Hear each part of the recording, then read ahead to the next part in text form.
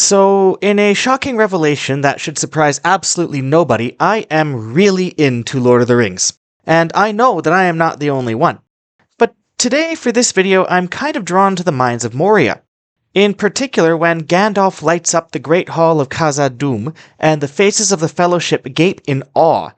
This is a little taste of what it's like to see something so beautiful, a work of art with stone that you did not think was possible.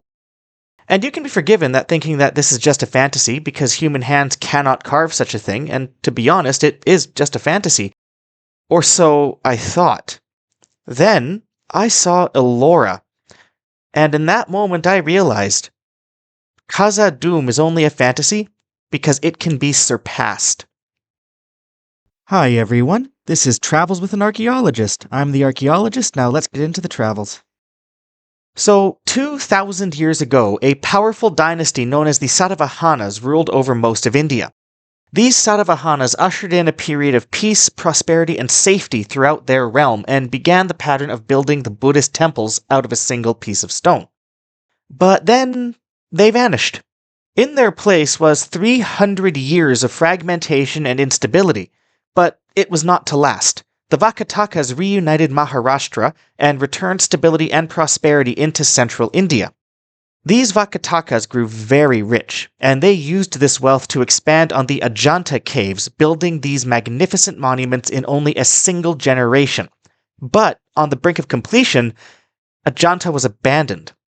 The Vakatakas, too, fell into instability. I spoke about this in my last video if you want more detail, but this one is about what happened next. After the fall of the Vakatakas, the whole region was thrown into chaos for half a century. It was this chaos that led to the abandonment of Ajanta. Now, the region did settle down under the rule of the Chalukyas. However, during this time a new caravan route had emerged, and the increased traffic along this new route, which led people away from Ajanta, instead led them into a town of Devagiri, today Daulatabad, in the 6th century. And Ellora sits right behind Devagiri. Unlike the road that led to Ajanta, the road that led to Devagiri was never abandoned and only increased in importance. Even today, you can see the fortress and the caves sit on the main road from Mumbai to Aurangabad. Now, I acknowledge this can be a bit confusing, so before we go further, let's get a feel for the timeline. So we begin here with the Satavahanas, right? They built Ajanta here, and Ellora here a little later, just before the fall of their own empire. The Satavahanas then collapse here, not long after Ajanta has begun, and no one unifies the region again until the Vakatakas, which is in here in the 400s or the 5th century. The Vakatakas then fall here, and we get construction at Ellora Caves resuming here, under the Chalukyas, and it continues like this for centuries afterwards. In my last video, I said that I found Ajanta's great tragedy to be that it remained unused and unfinished. But here at Ellora, this is everything Ajanta could have been, and where Ajanta was built by just a single ruler, Ellora was built by many. And we know this because of the inscriptions left behind by the rulers and the patrons who sponsored the construction of these caves, just like at Ajanta. This makes Ellora actually quite hard to date specifically, but that hasn't stopped a lot of people from trying. So let's get into what we know, what we can guess, and what these caves can tell us about medieval India. As I said before, the earliest inscriptions tell us a story of the beginnings in the Satavahana period around the 2nd century CE, specifically at caves 13 and 14. Remember, these caves are numbered based on where they are and not where they were built, and this is kind of fair because a lot of these caves were all being built at once. And this time, it wasn't just the Buddhists doing it. So Ellora comes in 3 sections. The first and early section is the Hindu one, the second one is Buddhist, and the third one is the one behind me, the Jain section. And that's the latest of them.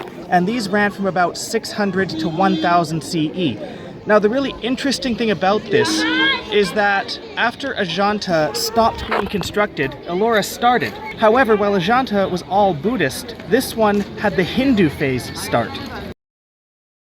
Following Ajanta's abandonment, the construction of Hindu temples begins at Ellora, and it's not long before Buddhist temples emerge too, and these construction periods are overlapping. The Hindu and Buddhist phases of construction both picked up under the stability and patronage of the new Chalukya dynasty. During this time, patronage to both Hinduism and Buddhism came from the same nobles, using the same caves and even the same workers to carve these caves.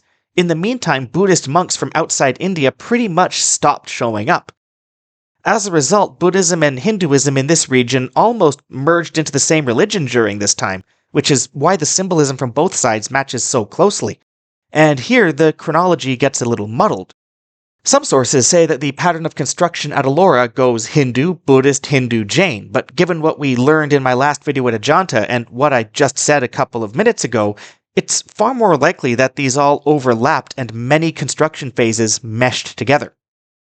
The Chalukyas ruled over the region for 100 years, but they too were supplanted by the Rashtrakutas. And the Rashtrakutas began the construction of the Kailasa temple, the largest building in the world to be carved from a single piece of rock. If you have heard of Ellora before this, it was probably the Kailasa temple that came to mind when you heard of it, and for so many, it's the only cave they ever see. This gigantic Hindu temple was built from the top down, with workers starting at the top and then working their way down to the ground.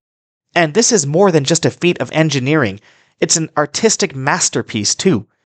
Everything about this temple was planned ahead of time, and the stonework you can see once you're standing in the middle of it is nothing short of jaw-dropping. We know that this began with the Rashtrakutas, and they came after the Chalukyas, who came after the chaotic period following the Vakatakas. Recall this timeline, which has a lot of K dynasties. Anyway, this puts us in the 8th century when work on this temple began. And we know this because a copper plate dating to the 740s was discovered, or thereabouts, and this gives us not only the name of a king, but also a Garuda, which was a symbol of the Rashtrakuta dynasty. There is also apparently a second inscription found from the reign of Krishnaraja II that places the completion of the temple at around 812 CE, also under the Rashtrakutas. This means that the entire temple took about 60 years to complete if we follow this timeline to the maximum. Now, for those of you keeping track, that's 3 times longer than it took Ajanta. But again, unlike Ajanta, this temple was completed, and it was far more elaborate. The Kailasa temple is dedicated to Shiva, one of the 3 chief gods in the Hindu pantheon. The architecture suggests a southern influence. Now what this means is that even under the Rashtrakutas, Chalukya and Pallava artists and architects who came from the south were still being employed. They were just under a new boss. But this temple has more than just depictions of Shiva. We can see several Hindu gods flanking the temple's entrance, and within there are also depictions of Vishnu. This temple is one giant monument to creation, with Shiva seen doing his cosmic dance along with other cornerstones of Hindu religious doctrine. It is a symbol of intense and sincere devotion, supplied with the resources of what was, at the time, India's most powerful kingdom. How they built this has always been a lingering question, but the fact is, with enough resources, motivation, and manpower, combined with a lack of time-wasting internet, humanity can do just about anything it sets its mind to. And at Ellora, they constructed the caves using a series of iron tools, wooden scaffolds, and careful planning. This allowed a large group of diverse people to carve the cave out in about 60 to 70 years. They also used the right sort of rock, basalt without fissures or cracks. And this is what I meant in the beginning when I said I was reminded of the fellowship in Moria. With a religious devotion to your craft and a deep knowledge of how stone works, just like Tolkien's dwarves, you can build something great. And Ellora wasn't even finished. After Rashtrakuta power fell into decline, a number of powerful nobles managed to take over the area, and it was here that the last phase of construction began on the Jain caves. This was the 3rd section I spoke about earlier. There are 5 Jain caves all totaled, and they date to the last phase of construction. Now, if you're not familiar, Jains venerate a group of 24 teachers who overcame worldly attachments known as the Jinas. And it's these Jinas who are portrayed either standing or meditating in the Jain caves of Ellora. They portray the Jain ideal, which is to say total enlightenment, free from the cycle of rebirth and karma and achieving omniscience of a sort. Traditionally, the Jain caves are said to have been commissioned by the Rashtrakuta king Amoghavarsa I in the middle of the 9th century. However, according to the work of Lisa Owen, of the 5 inscriptions of the Jain caves, not a single one is associated with royalty. So who did build these caves? Well, it seems members of the Jain community themselves came together to raise the funds and have them built. And the patrons portrayed in the caves look like ordinary monks. This stands in stark contrast to the elaborate headgear and jewelry seen in the depictions of kings.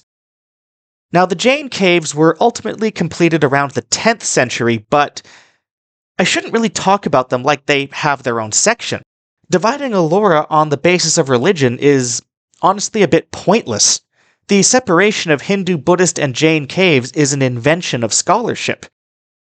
Now, yes, obviously these are separate religions and they do hold separate beliefs, but they are also groups who cooperated.